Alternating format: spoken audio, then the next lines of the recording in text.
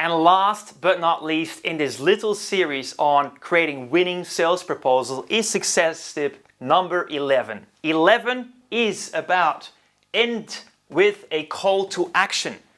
End with a call to action, but not just the stock standard one as in, so how do you like my proposal and would you like to go ahead with it? It could be pretty direct that you're asking for the business there and then.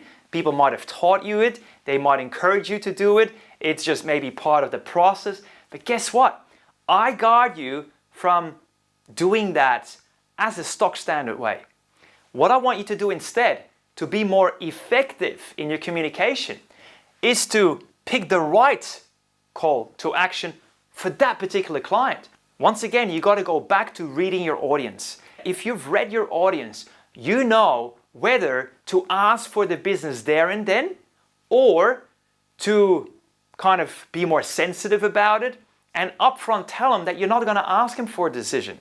Or say to them, look, I understand that this is going to be a really difficult decision for you to make and that you will need more time to research it, put some fact-finding together, and to basically assess it on its merit against some other proposals that you might be looking at so that you can make an informed decision based on fact. Notice now, these words is words that I only would use with a highly analytical buyer as a CFO or a typical accountant or an engineer that is again very information hungry and analytical of nature. If that is the kind of person that I've presented to, now I want to take him into the next phase of the buying cycle or the sales process and ensure that that experience is going to be the right experience for them, not for me. I'm neutral. I can go this way or that way or another way again, depending on what the situation requires to be effective.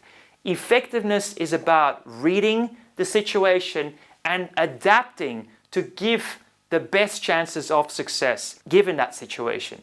And that's why reading your audience is critical. Once again, we do this exactly in our best-selling course, Communication Mastery, on how to read people, even without meeting them, without talking them, without even exchanging any word of them. If this is something of interest, you've got to check out Communication Mastery. But anyway, success tip number 11, when talking about winning sales proposals, you are going to make sure that you take the call to action, that you're serious, that you're clear about it, and that you've prepared that call to action in advance.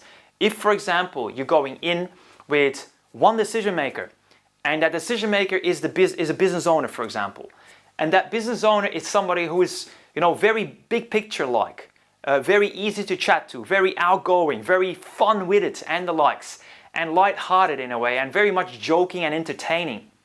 This is a high I on the disc. With that sort of person, if you've given them a great experience so far, these are emotional buyers. So all you got to do with them, for example, is to make sure that it feels right to them, that they're having a great time conversing with you, and that they kind of land on it, and just look for the buying signs. And when you do see them, you say, look, I can tell that you're really excited about this. Isn't that right?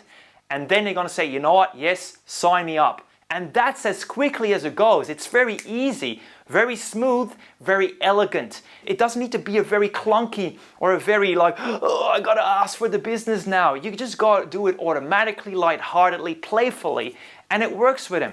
But on the flip side, if you got the other big picture thinker, the D, who's very forceful, domineering, results-oriented, and always is about winning, if you go in with them, well, you gotta make sure that that call to action is one where you, for example, incentivize them with a special of some kind. Or when you say, look, at the end of your presentation, look, obviously you've seen now the 3 options. Which one of the 3, do you like and do you want to hear more about? How can I best be of service?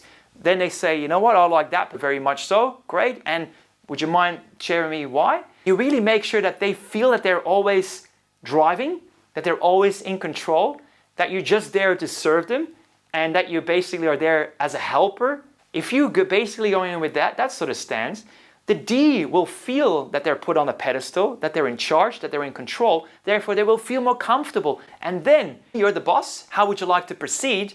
They might then say, you know what? Let's do it. How soon can you get started?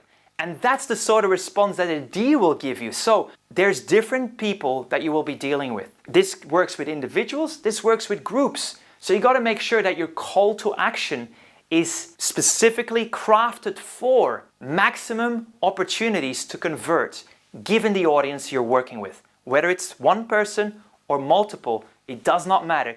That was basically the series on creating winning sales proposals. And should you be interested in learning more about how we do all this, Communication Mastery is the first one on how to read your audience.